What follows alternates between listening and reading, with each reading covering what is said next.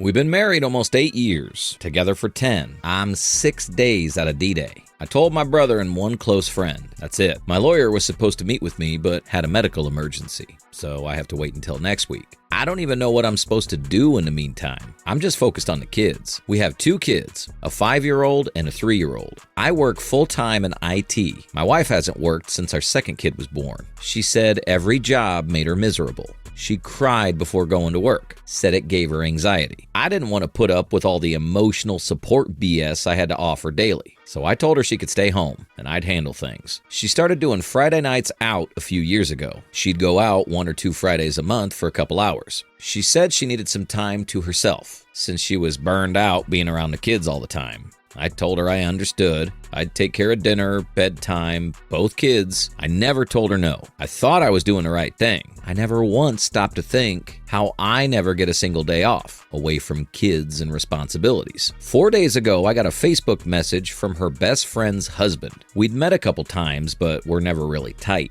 He asked if he could call me. I said yes. We talked for an hour. Turns out his wife, my wife's best friend, had been cheating too. When he found out and confronted her, she told him everything, including what my wife had been doing. They were using their girls' nights as a cover. They were meeting up with men every single Friday out. They'd get some loser to pay their tab and split up to spend the night with a man of their choosing. My wife had one guy she saw more than once. This is in addition to the guy she cheated on me with, the one that I discovered. That night, I asked her if it was true. She didn't deny it. She said yes, there were a few other occasions. She sounded tired and just said she didn't want to keep anything bottled up anymore. I asked how many guys. She said she didn't know. I asked when it started. She said she couldn't remember, but at least 2 years ago. I asked if she was still in contact with any of them. She said no, that she was never in contact with any of them. They were random fucks, her words. She said she'd been unhappy for a long time. She said she felt stuck and invisible. Said she didn't feel wanted and like all she did was take care of the house and the kids. Then she started talking about how bad she feels for herself. How she has no job, no savings, nowhere to go if we separate. She didn't cry for me.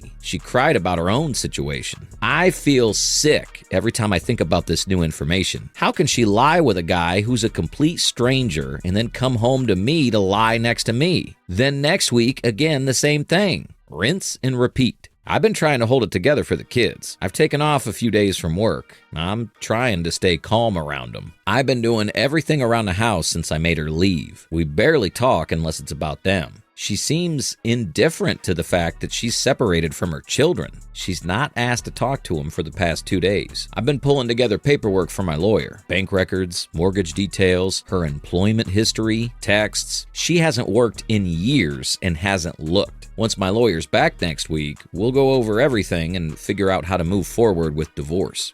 Update 1.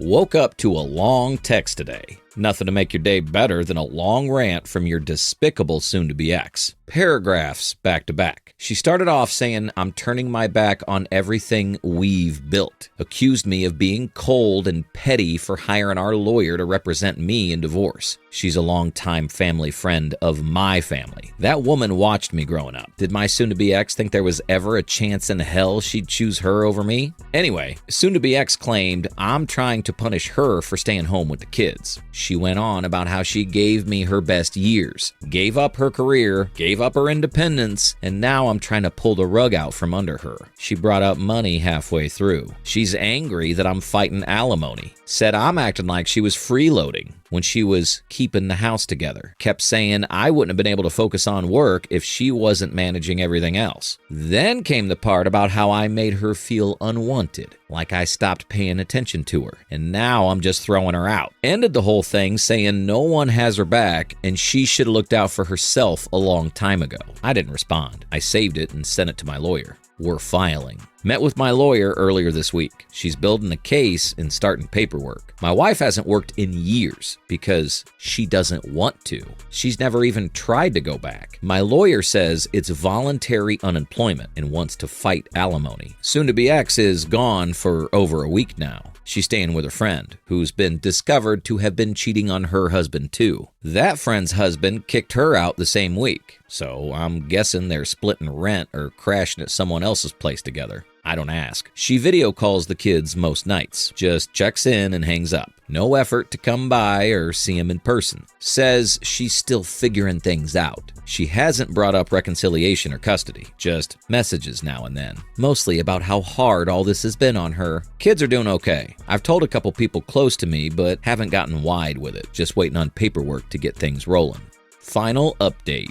Filed for divorce back in early December. Where I live, there's a 60-day cooling off period before anything moves forward. My lawyer said we have a solid case to fight alimony, so we started putting together everything. Her work history, messages, proof that she left voluntarily. Toward the end of the waiting period, she started reaching out more. I guess things weren't working out wherever she was staying. She asked to come home to see the kids more. I agreed, but she came with a bag packed ready to move in, which I said no to. I wasn't up for reconciliation, but it felt like she was trying to float the idea without saying it directly. She'd come over daily for about a month and a half, saying to see the kids, but I believe more to get back with me. Nothing had changed though, just avoidance and pretending things were normal. She talked about getting a job, but never actually looked. She did offer to sign a post-nup if I decided to stop the divorce. She said she didn't want anything beyond her share and that she knew I was done. I appreciated the gesture, but I couldn't do it. My head was already out of the relationship and my body just hadn't followed yet. The final hearing happened last week. Court imputed her income based on her old job and degree. They granted 6 months of transitional alimony and said it ends unless she files something showing she's made an effort and still can't support herself. I doubt she'll do that. The house still hasn't sold. It's listed now.